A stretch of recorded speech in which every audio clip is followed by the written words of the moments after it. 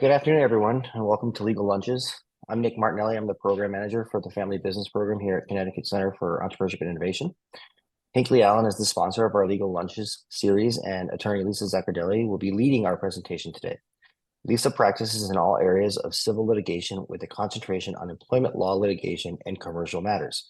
Our topic is all about the people, and Lisa will be joined by her client, Betsy Angelone, who is the Vice President of Human Resources at Mohawk Northeast Incorporated. I will now hand it over to Lisa. Thank you for being here.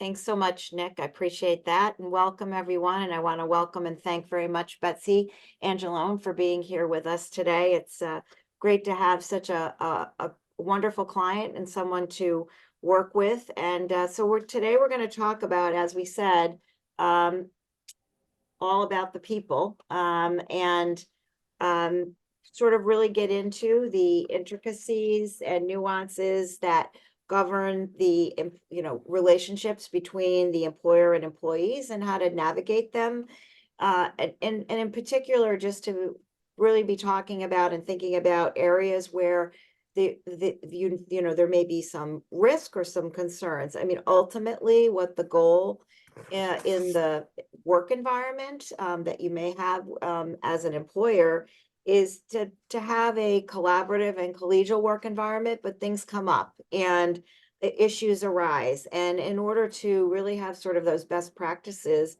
to help navigate those issues, that's what we're going to talk about today.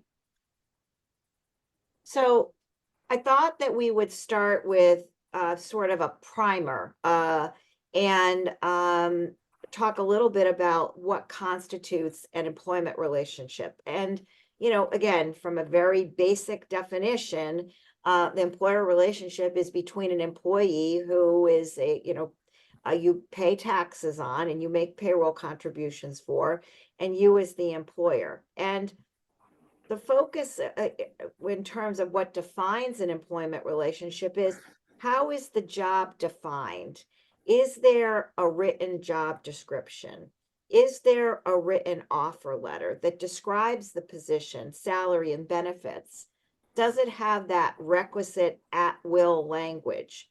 So in order to sort of define what the employment relationship is, you want to have a job description if you have it, and a written offer letter that tells the employee, hey, this is what the job is, this is what the terms are, this is what the position is, the salary and benefits. In fact, the state of Connecticut actually requires you to have some sort of written documentation of that offer that describes those terms and conditions of employment. Again, at will language, that means that there's language in that offer letter that tells the employee they can terminate the relationship at any time, and you can terminate the relationship at any time. And it's really critical to have that language in your offer letter. Of course, again, you may have an employment contract that has some different term, but if you just are, you're hiring employees for your workforce, it'd be important to have those things in the written offer letter. Betsy, I guess at Mohawk, you've got over 300 employees, lots of craft employees, laborers, and people who work out in the field. You also have, employees that are in the office, project managers, estimators. What do you find useful in terms of how a job is defined? So that's a great question, Lisa. And it's a pleasure to be here with everyone this afternoon. So Lisa is our employment attorney that I rely on the weekly, sometimes on the daily, based on what our situation is here. But with regards to job offers and how we offer people positions within the company, Lisa accurately identified that we have different types of employees. We've got those types that would ordinarily, in layman's terms, be considered your white collar employees that come into the office.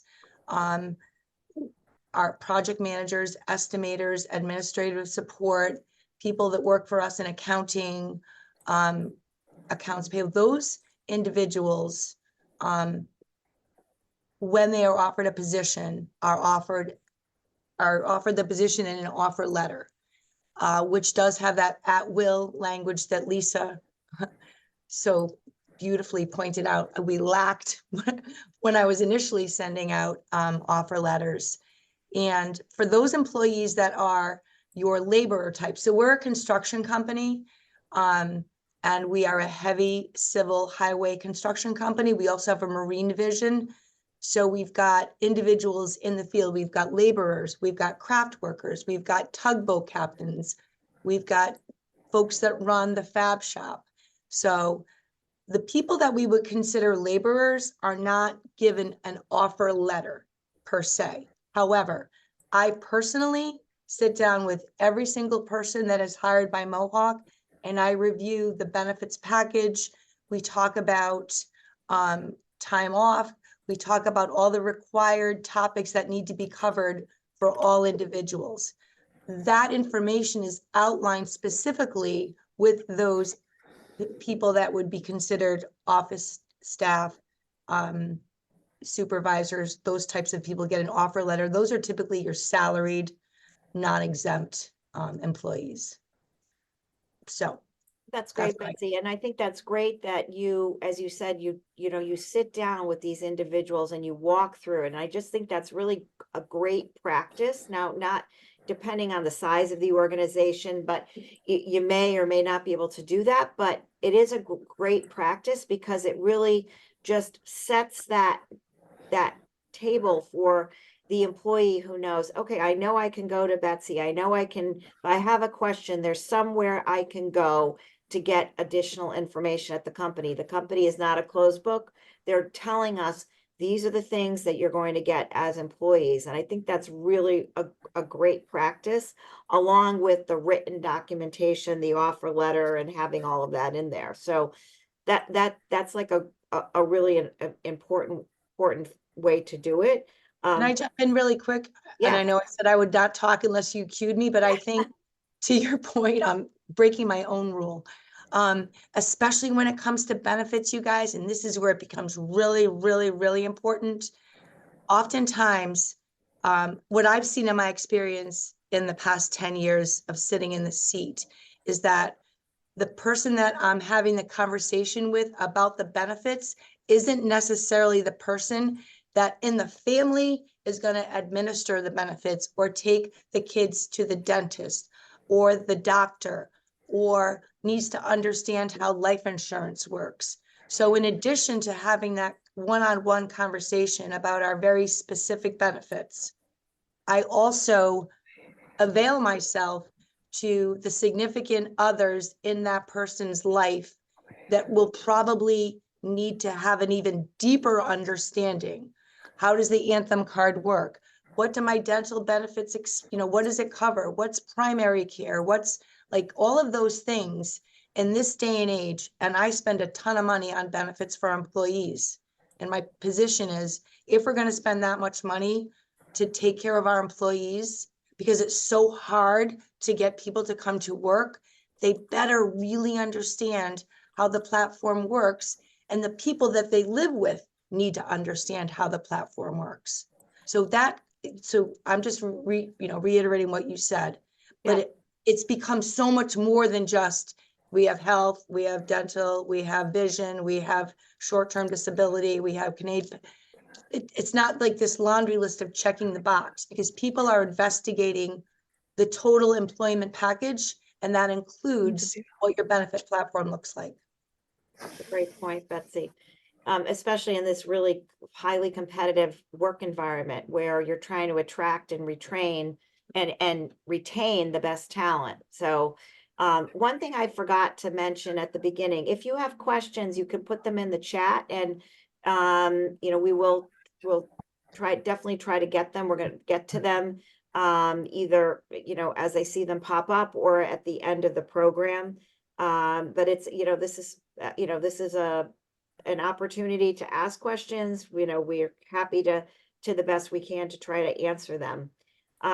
The other, I think, important piece, and I think more and more companies, as we start to look at issues like concerns about people leaving companies and going to a competitor, you might have a company that has a non-compete agreement or a non-solicitation agreement that has certain restrictions, non-compete agreements, depending on the jurisdiction where you are, where you live or work. As an employer, they may be going by the wayside, but there are other ways, very important ways, to protect your confidential information that's really critical to your business, like those projects that you're working on that you don't want anyone else to know about, those RFPs, information that's what we call the secret sauce of the company. And are you taking steps to protect that information? How are you doing that? Really important, if you do believe that you have that confidential information, trade secrets, those things that need to be customer lists that need to be protected. How are you protecting it? What are you doing? Do you have a written document that the employee is asked to sign at the time of hire? Is there something in your handbook that announces to employees, we believe our information is confidential and here's what we expect? You're not to share it, outside of the four corners of the particular job employer that you're working for. And Betsy, I think this is something also that you might be able to talk a little bit about, confidential information, how critical it is for companies, again, at that start of that employment relationship where people need to understand, hey, this is critical information. That's true. And because, again, we're a heavy civil construction company with the Marine Division, as I said earlier, we do a lot of work with government agencies. And those government agencies, as our client, have other requirements for our employees that will be working with them without naming names. Lisa knows who I'm referring to. So we have a client that works on some super duper secret stuff. Talk about secret sauce. This is this most secret sauce. And in order to even step foot on their property, we don't do a background check, but the employee signs off on the document that allows us to do a background check for if they're going to work on site at that particular place. Not only for the employees that work on site, but I took it even further over the past 2 years, where we did background checks on individuals that work on the administrative side, processing invoices, because that top secret information needs to be protected by us and by our employees on behalf of our client. So you need to be a United States citizen to step foot on the property that I'm referring to.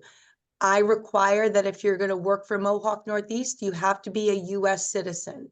And that's because there's a huge potential that you'll be assigned to a project for this client. And we can't say,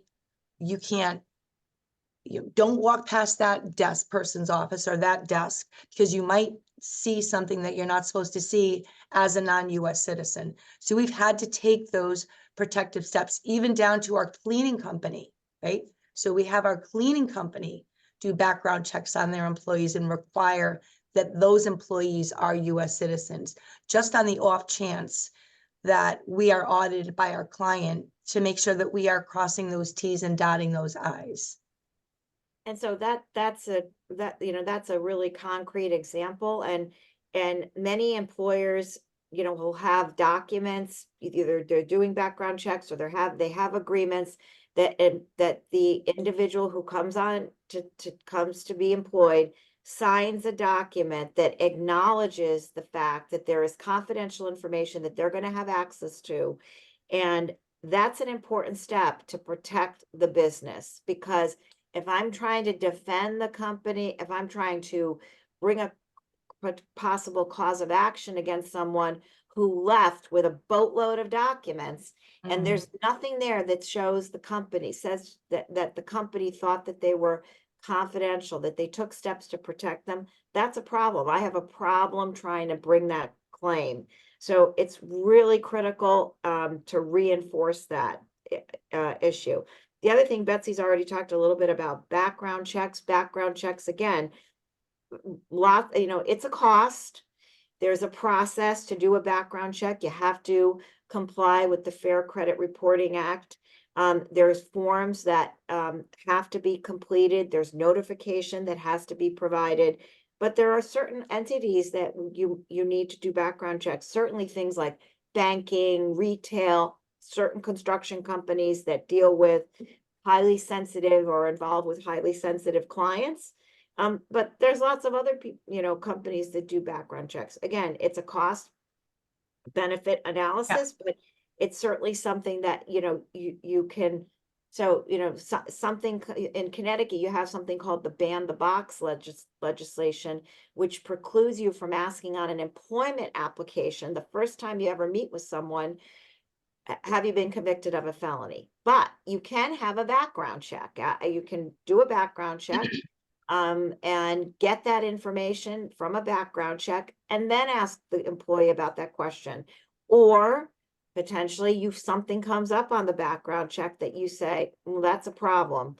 We don't want someone working for us who is involved in an armed robbery. So, I mean, these are other steps to take. Again, cost, but thinking about this in terms of, just sort of that start of that employment relationship.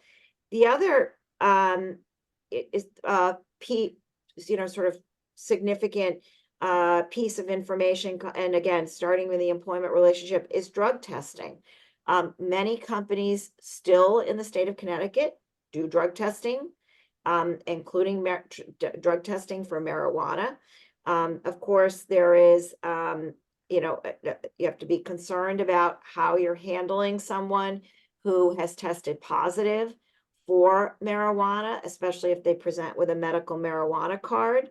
But these are things of how is it being handled? And in light of the recreational marijuana laws, it's very common if you are testing for marijuana on your panel screen, that there's going to be the presence of marijuana that shows up on that drug test.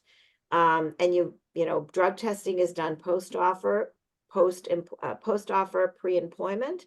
So that drug test comes back, it shows up as positive for marijuana. You're not going to take necessarily, retaliatory action with respect to the person who you've made an offer to.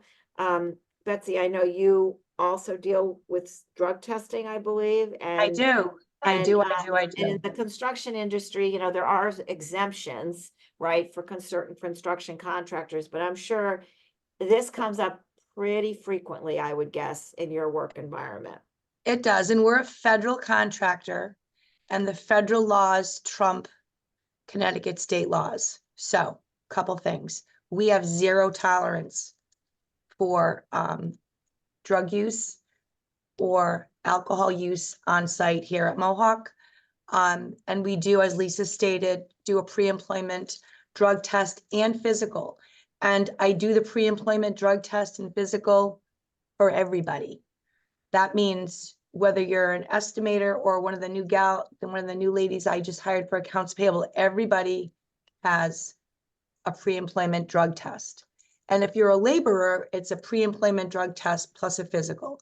And again, since I am sitting down, not only individually with the employees, but we also require an in-house safety training for all laborers. I march my little self in there and I talk about reasonable cause, because in addition to having a clean drug test in order to work for Mohawk, if you are in a position where there's random drug testing, for example, if you are a truck driver or an operator, there's random testing that you are a part of.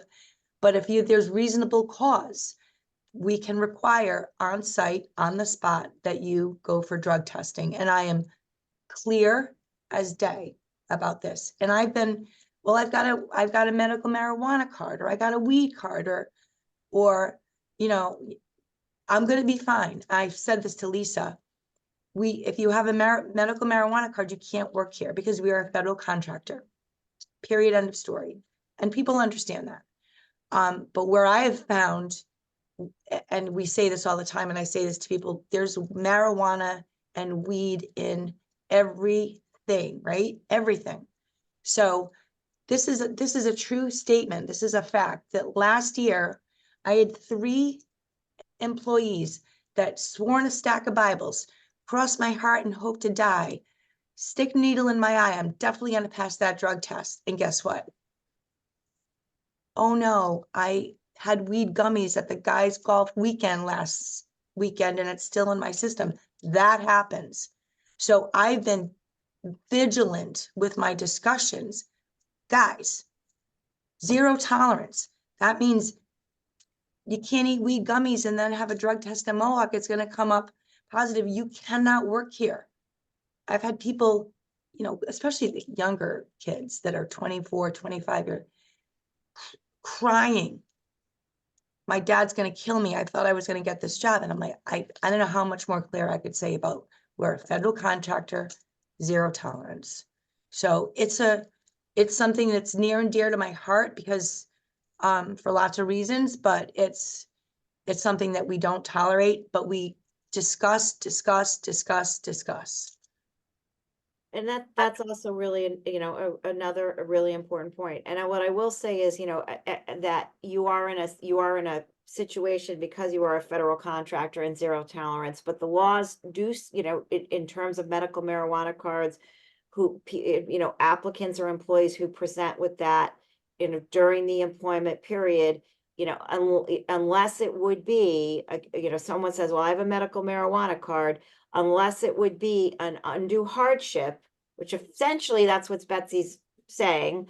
It, as a federal contractor, they're not going to allow someone to drive a truck or operate heavy equipment, who is under who tests positive, for marijuana.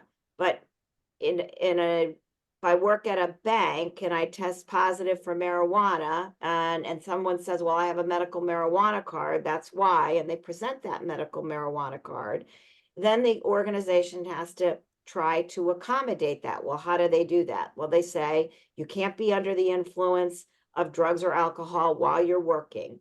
If there was something like the you know, the person at the front, the retail customer representative, there was some concern about engaging with that person during certain periods of time. But generally speaking, companies do have to accommodate medical marijuana to the extent that they can in the workplace. But again, these are things that you need to be thinking about when you're hiring that person and if you are going to be using drug testing in the workplace.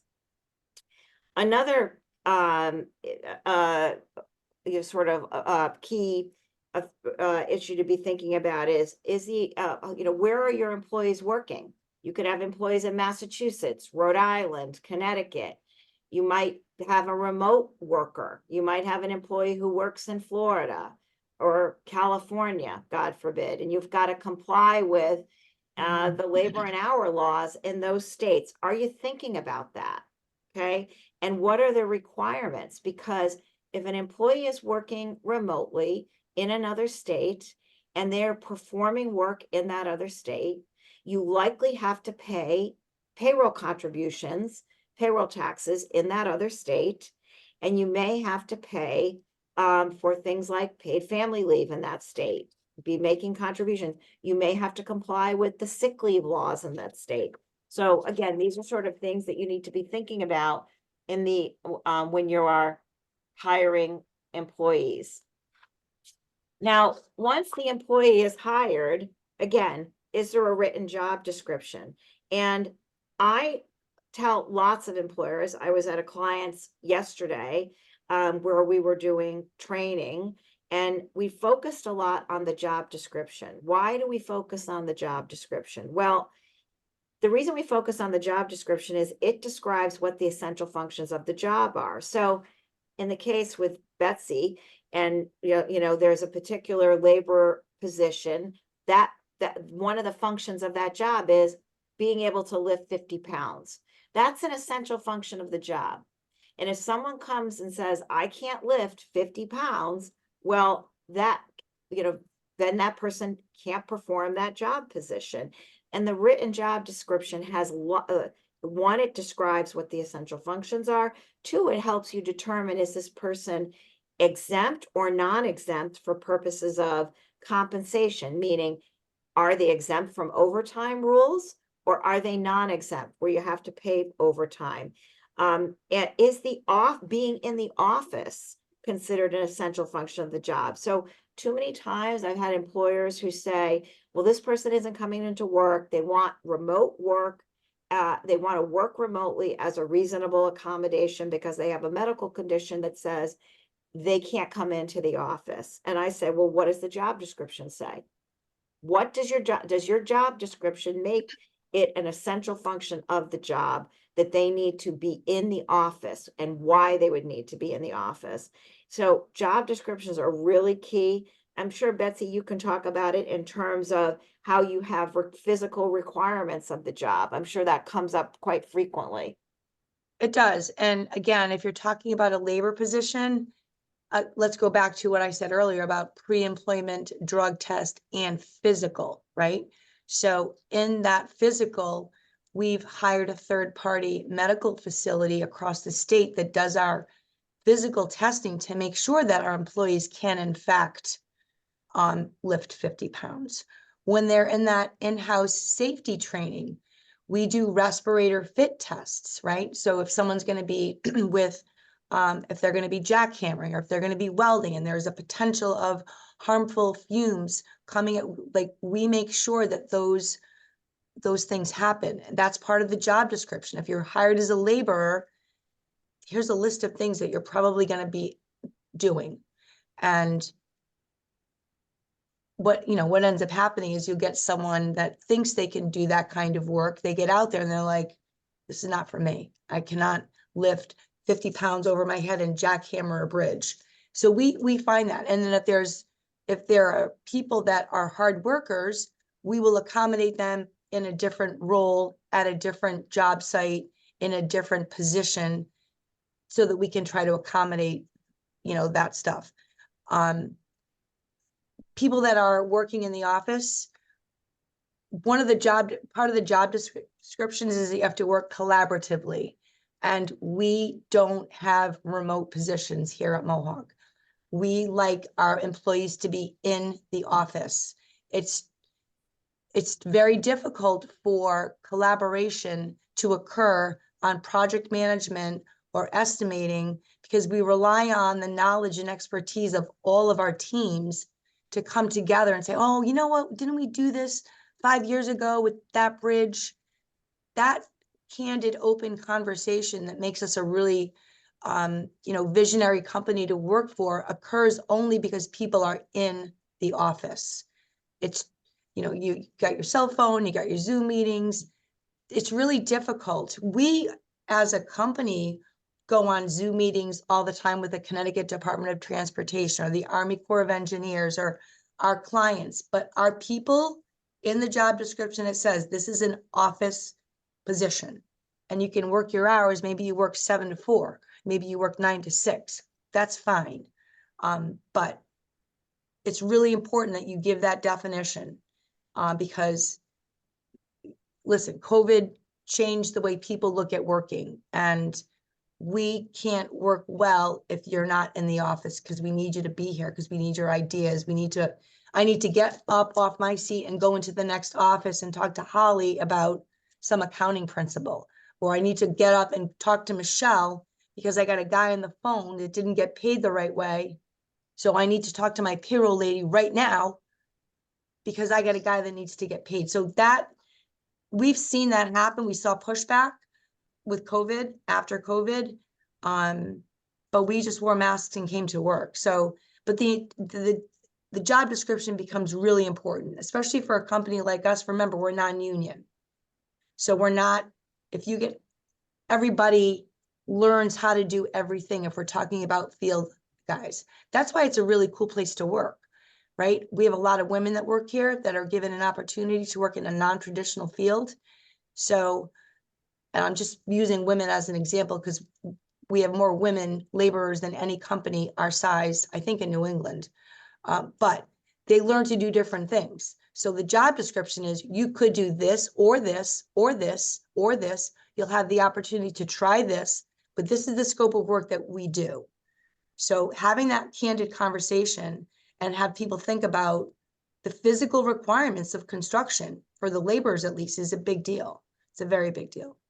Yeah, I think that's. I probably So rambled on that, sorry. No, because, you know, I want to point out, I mean, this idea of collaboration being in the job description, why it's so important, because, you know, I've actually had clients who tried to bring their as individual hired during COVID, so they were working remote.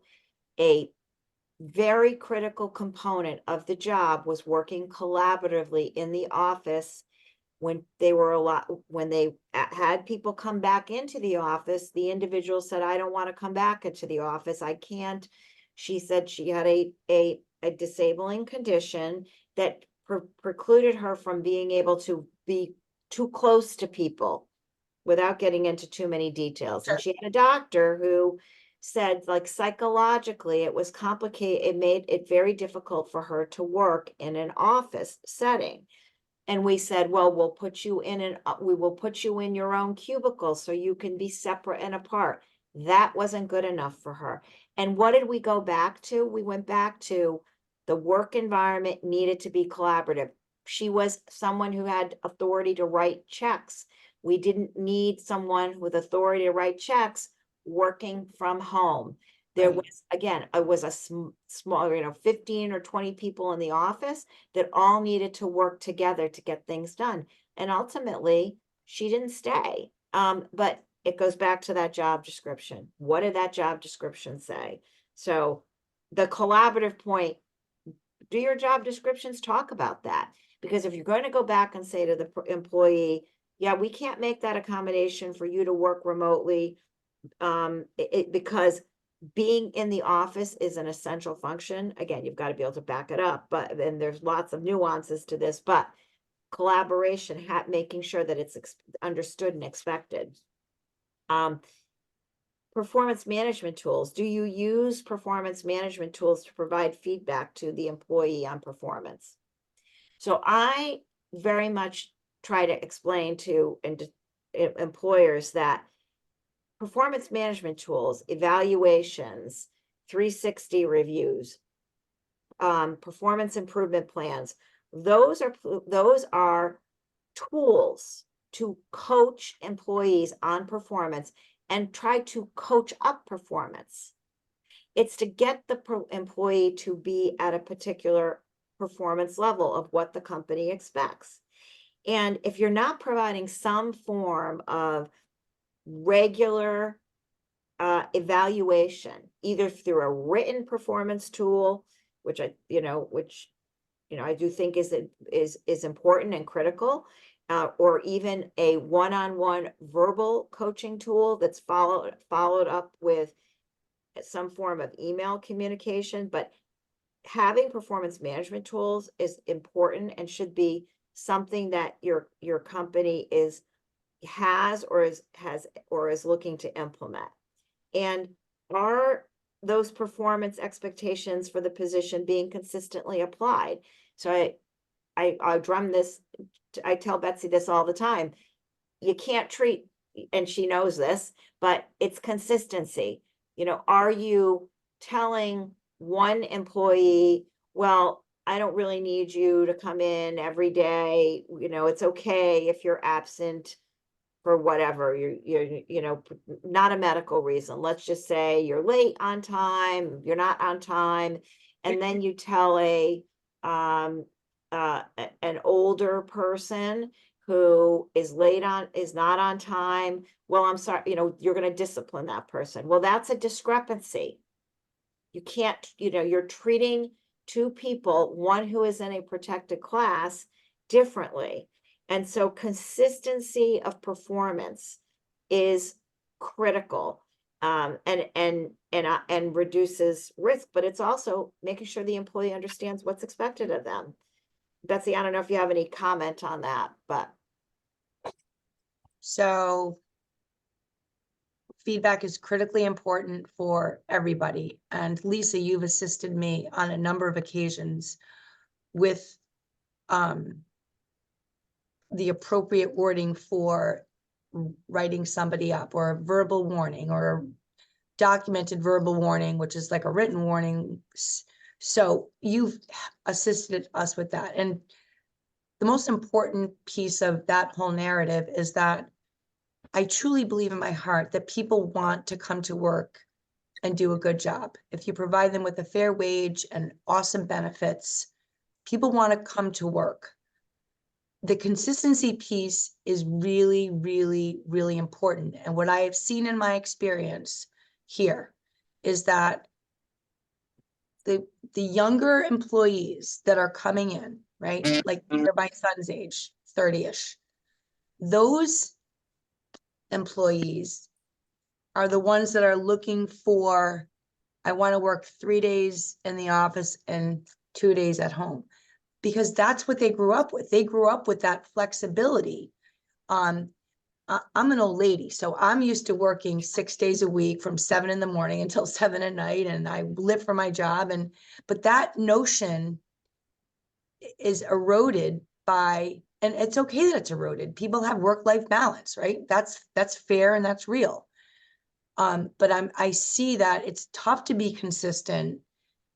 It's not tough to be consistent. The message of consistency is not always well received, dependent upon the age and the well-being of the employee.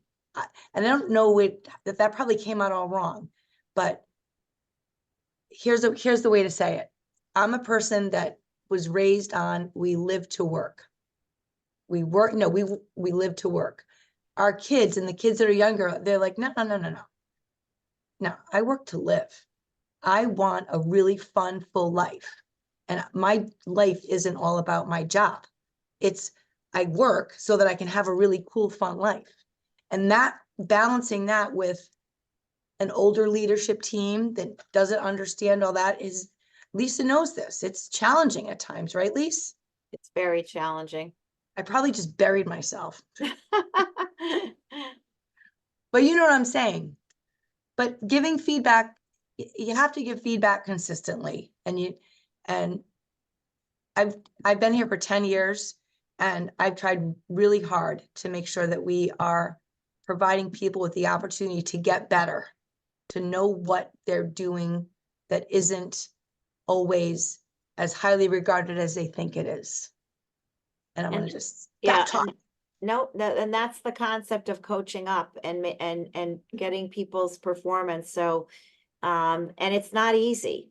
It's just not intuitive to have to sit down and evaluate performance. It's difficult. It is challenging because it is putting your view based on hopefully some objective criteria of how you see the individual performing. And it's a conversation and a discussion and a writing that's not easy to put out there. And so I do think but it's also critical. It's for the employee, right, so they understand about their performance and what's expected. And it's for the employer, so that if it doesn't go well and you do have to make that difficult decision to terminate that employee, that there's documentation that's there that supports the rationale for the decision, that it's not ad hoc, that it's not inconsistent, that it's not looking at something that is that the individual is in a protected class. You just want to be consistent about it. The other, we already talked a little bit about, we talked about drug testing.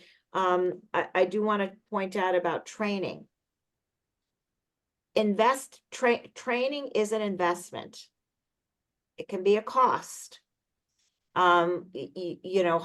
Bringing someone like me on to do a 3-hour training, whether it's sexual harassment or Fair Labor Standards Act training, wage and hour training, reasonable accommodation training, management level training, sending your managers to get certain kinds of training. It's an investment, but it is critical. I mean, the state of Connecticut requires you to do training, do sexual harassment training. So there's no way around that.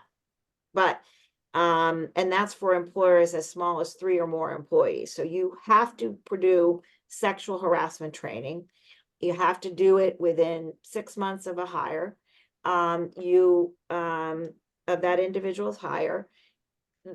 Many companies do annual training because they want to ensure that people remember these, the training, but it's not just sexual harassment training. There are other forms of training so that your managers can issue spot so that they know someone is complaining about a hazard on the job site. What do I do with that? Well, you don't ignore it. You'd want to make sure you'd bring it up to someone. You'd want to make sure that you bring it to someone in human resources, maybe the supervisor, but there's a process where people can spot and understand what is required if someone raises a complaint. So these kinds of trainings are really, really important. I really stress them. Not only the ones that are required, but the ones that are not required by the state, but that are really critical to, and your investment with your people. Maybe OSHA training. Again, Betsy, I don't know in terms of training. I mean, I've certainly done sexual harassment training for you, but there's certainly other kinds of trainings that your employees are required to take. I don't know if you had any comments on that. Yeah, so as I'm listening to you talk in my brain, I'm dividing training up into like safety and human resources in my, like, as you're speaking. So the safety training is ongoing here at Mohawk. You need, and laborers sit through, they're required to walk in with an OSHA 10 card. So we know that at a minimum, they've had 10 hours of online training through OSHA. Supervisors, it's OSHA 30. That's a requirement to come. That's just to get in the game, to fill out an application. We do the in-house safety training. So it's like the off season right now because it's cold out and we're not able to work on the highway. So like January, February is when we do a ton of training and recertifications for safety, for rigging, for all those things because we're using equipment, lift training. We have welders, so they do weld training. We do all kinds of SSPC training. So we have a painting division, we have a welding division, we have a fabrication division. All of those supervisors know what the individuals need on an annual or semi-annual basis to keep those safety trainings up to speed. Like I'm thinking, job site trainings, but then Lise, to your point, oh my God, like sexual harassment training. And you're saying this and I'm like, she's going to tell me I'm due for sexual harassment training. And you're right.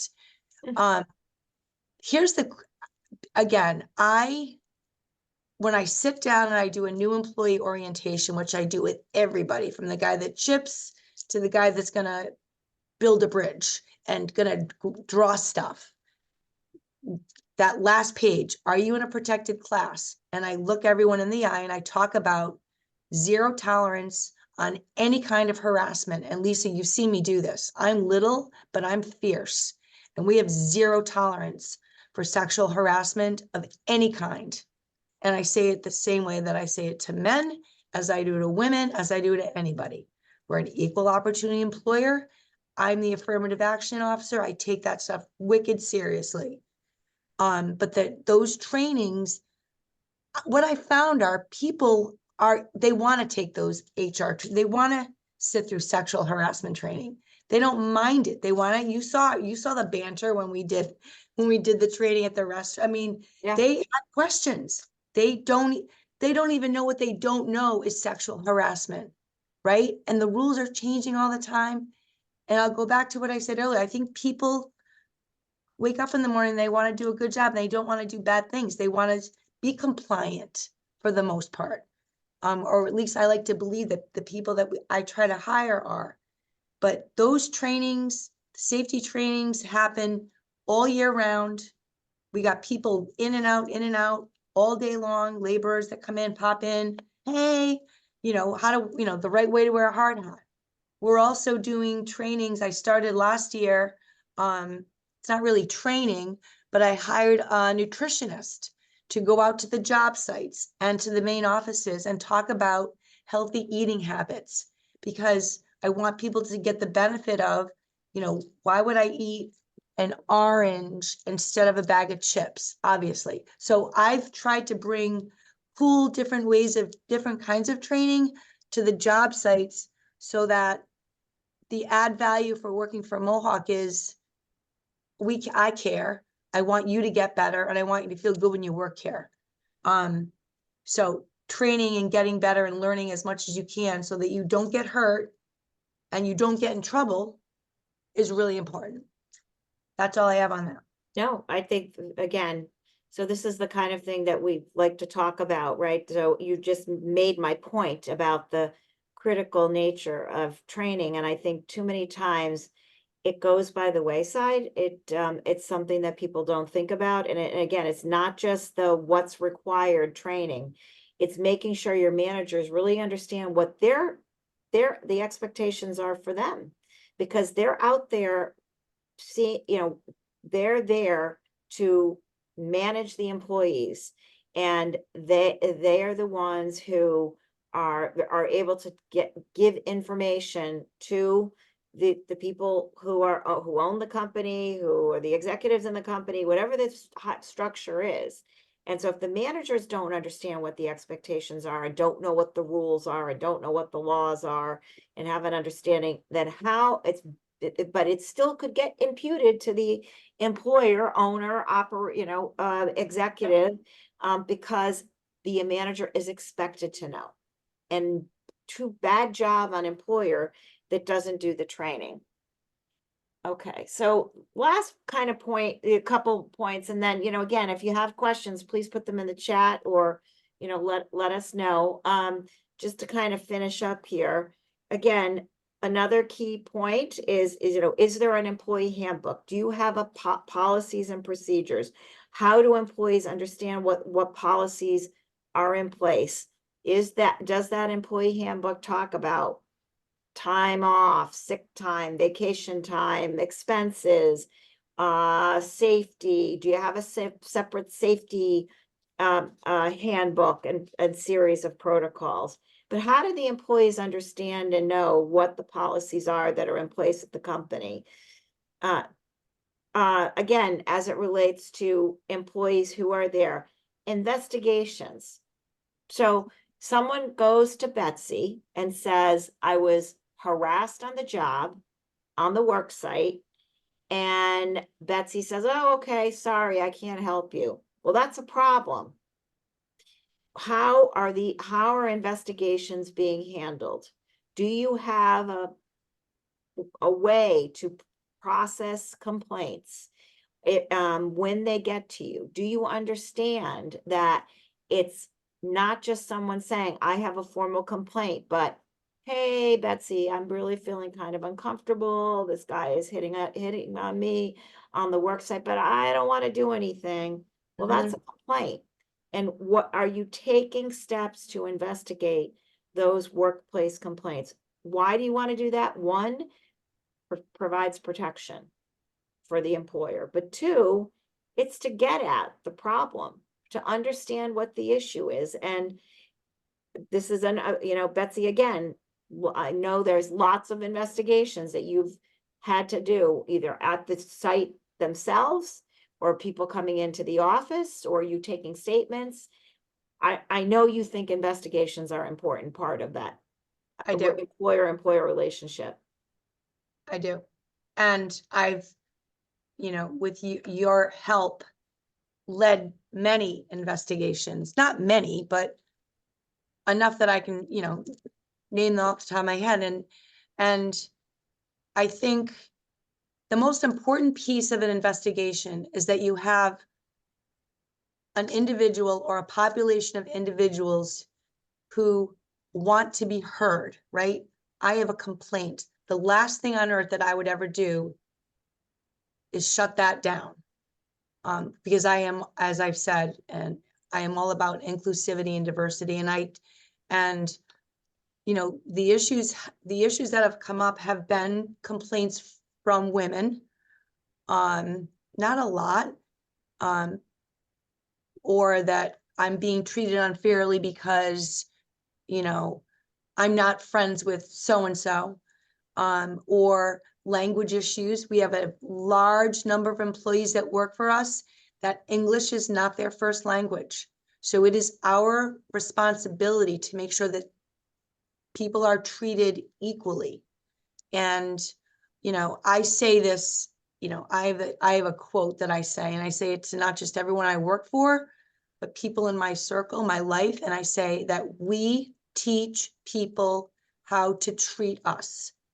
I teach people how to treat me by saying that's unacceptable, or I'm setting up a boundary on that. And I truly believe that people need to do that at work as well.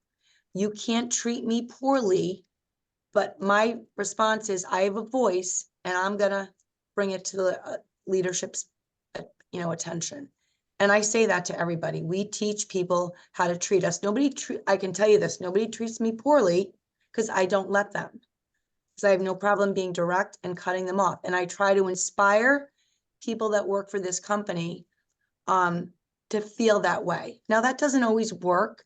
And I've been accused of being Rebecca from Sunnybrook Farm a million times, but I believe that my role and my responsibility here is to assist the workforce to get paid, to have their benefits taken care of, and to be heard if they need to have their voice heard. I'm a mouthpiece. Lisa knows this. But you know, that's what you have to do. You have to investigate things that are not the way you'd want your company to be represented. We drive white vehicles. I make sure that they have the best swag in the business. They get clean stuff. They get cool clothes. And all that's a facade if people are not feeling valued when they come to work. So true. So true. So, I mean, the last thing we were going to just touch upon is termination decisions, and we are running up against time. And I don't want to, if anyone, you know, I don't want to leave out opportunity to ask any questions that you might have. But again, if you have to make the difficult decision to terminate someone, and it's not an easy decision, it never is, and we understand that. But you know, have you taken all the steps before? Have you documented or have documentation that, you know, supports the rationale for the termination decision? Even an at-will employee, you can't terminate them for an illegal reason, a reason that might violate public policy in the state of Connecticut or in any other state. So what steps have you taken in that process to, when you have made that decision, is it a decision that you're making that's consistent with other decisions you've made with employees that are not in the protected class? Again, in a protected class, age, gender, race, sex, or sexual orientation, disability. But these are really important to be thinking about, because again, if you don't have these, if you're not taking these steps beforehand, documenting performance issues, having coaching tools to make sure employees understand what the expectations are, even the job description, so that the employee understands policies, that people understand that they need to be at work on time. And if they're tardy, that is an issue. You've got that information and you've got that documentation. Well, then at least it provides you with some protection when you decide to make that difficult decision. And again, I know we're running up against time, but Betsy, I know you just said it, you know, again, the goal is you want to keep and retain employees, but sometimes you have to make those tough decisions. And I don't know if you have any more. We do. But what I can say is this, with regards to tough decisions, so I think oftentimes people end up in positions that they think they're going to be good at, or they think they're qualified to do. And neither party, neither us as the employer or the employee says, that's not really what we thought. And they're like, that's not really what I thought either. If you're like, I know my company, like we have relocated people to give them a different shot at something else, right? So if you're a hardworking person and you know, you're a project manager, but you're like, this isn't the way that my experience as a project manager isn't the way you guys do it. I really want to be out in the field. Well, maybe the person can't be a project manager, but he wants to be a field engineer. We shuffle people around to get them to fit. If they're a good person and they want to work hard and they like the culture of the company, we do that. But when it comes down to it's not working, if it's a flagrant violation, then that's it. We don't like, I've had a couple laborers that have like, you can't do that. You're fired. And then like, yeah, I didn't think I was going to get caught. You're right. Sorry. Bye. But you do have to document. And Lisa has pointed this out time and time again in the past hour that we've been on this call, which is consistency. Everything that you do has to be consistent. Your behavior, the way you treat employees, and that's not always easy to do, guys. It just isn't always easy to do. But I'm a paid professional, and my job is to be consistent with the way that I try to manage the way this company, the HR, function of this company. So it's never easy. It's not easy. We have 310 employees. When I started working here, we had 140. So in 10 years, we've doubled our revenues, we've doubled our structure, we've doubled our employee base. And that's a big number. Gets bigger and bigger. But the narrative has to be the same, is that we need to treat people consistently, equally across the board, whether it's a guy that chips concrete or a guy that welds or a guy that manages projects or a guy that draws stuff on the whiteboard. They have to be treated the same in essence. So that's all I will say about that. Consistency is key, and it's not always easy to do, but you have to do it. It's just, you have to do it. So. That's great. Thanks so much, Betsy. And that we think we're up against the hour. I know that Megan and Nicholas wanted me to make sure that we announce that the next event is a coffee hour at Omar Coffee Company in Newington, as you can see. If anyone has any questions or something that you didn't, we have a minute, you can certainly ask. If you don't have any questions now, I think, you certainly can always reach out, and we'd be happy to, certainly happy to chat with you offline. But Nicholas and Megan, I guess I'll turn it back over to you. Well, I just want to say thank you to both of you for doing this for everyone today. Really great content, and I will be sure to pass along any questions that we have or follow-ups, which I'm sure we will. And thank everyone for who came on and enjoyed this. So we really, really appreciate it. Thank you.